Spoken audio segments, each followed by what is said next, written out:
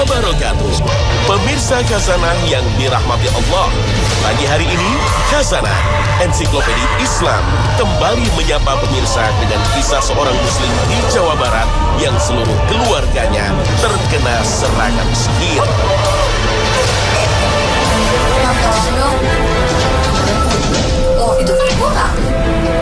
Rahmat mulai merasakan ketidakharmonisan dalam ikatan pernikahan yang baru ia jalani selama 2 tahun bersama sang istri.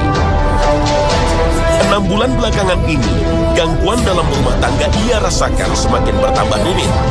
Ia kerap bertengkar dengan istri karena sebab-sebab yang sepele. Rahmat sulit mengendalikan emosinya. Tidak ada rasa damai dalam rumah tangga mereka. Selalu saja ada permasalahan yang memicu konflik. Saya tidak mengetahui kejadian apa sebenarnya yang terjadi pada diri saya. Awalnya anak mulai sakit-sakitan, di rumah sering bertengkar. Malahan dengan istri pun tidak satu visi, bertentangan.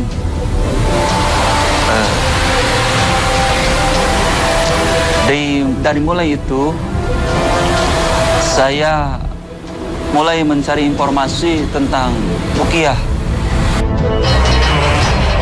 Biasanya kondisi demikian bisa disebabkan karena faktor psikologis atau karena gangguan jin.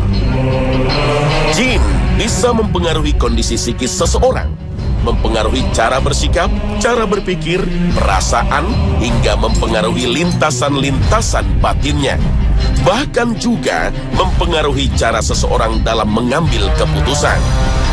Jin tidak akan berhenti mengganggu umat manusia sampai ia berhasil menjerumuskannya dalam kesesatan, membuatnya berpaling dari Allah Ta'ala. Hingga suatu ketika Rahmat mencari tahu tentang ruqyah untuk mengetahui penyebab kondisi yang dialaminya dan keluarganya. Ruqyah adalah doa. Setiap doa yang dilafazkan untuk menyembuhkan berbagai penyakit karena serangan sihir maupun gangguan jin dan setan bersumber dari ayat-ayat suci Al-Quran.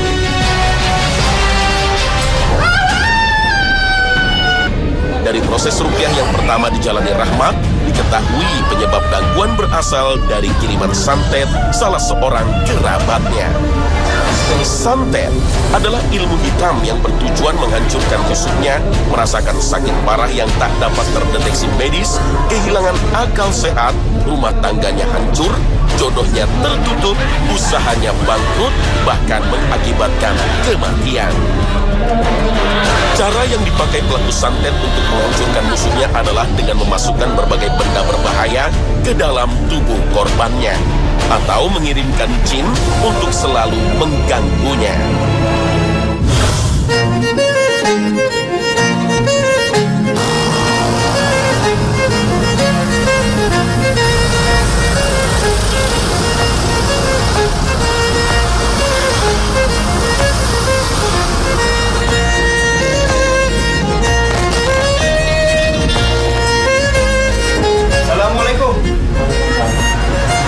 Pada kasus gangguan yang parah, proses ruqyah tidak cukup hanya dilakukan sekali.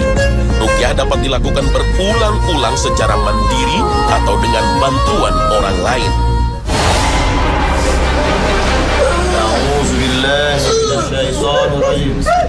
Bismillahirrahmanirrahim. Ya masyarakat, lebih mudah memasuki tubuh manusia saat dalam kondisi lemah. Maka inilah pentingnya bagi setiap umat manusia untuk senantiasa membentengi diri dengan pendalaman tauhid dan senantiasa mengamalkan Al-Quran. Dari mana? Di mana nih? Bekasi. Asal saudara Haji di dia. Opa. Asal saudara Haji. Opa. Bapak saudara Haji. Ribuan. Saya melihat bahwa jinnya mengaku sudah berhasil mengalahkan anaknya, Kang Rahmat. Namun si jinnya merasa kesulitan mengalahkan bapaknya, yaitu Kang Rahmat, karena makin hari dia terus menerus memperbaiki tauhidnya, membersihkan jiwanya, dan terus melatih ruqyah mandiri.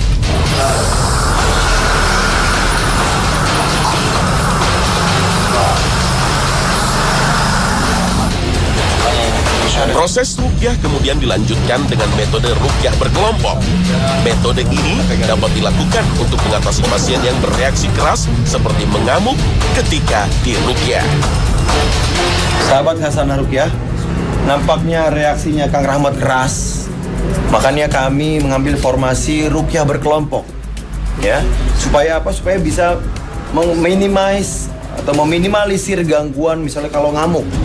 Karena kalau ngamuk bisa membahayakan dirinya dan juga orang yang lain. Mohon doanya ya. Bangsa jin mulai tersiksa ketika para peruqyah membacakan ayat-ayat Al-Fatihah. Tubuhnya bagai terbakar mendengarkan lantunan ayat suci Al-Quran. Pada dasarnya, jin kafir yang merasuki tubuh manusia akan merasa terbakar ketika mendengar ayat Al-Quran, karena sifatnya yang ingkar kepada Allah.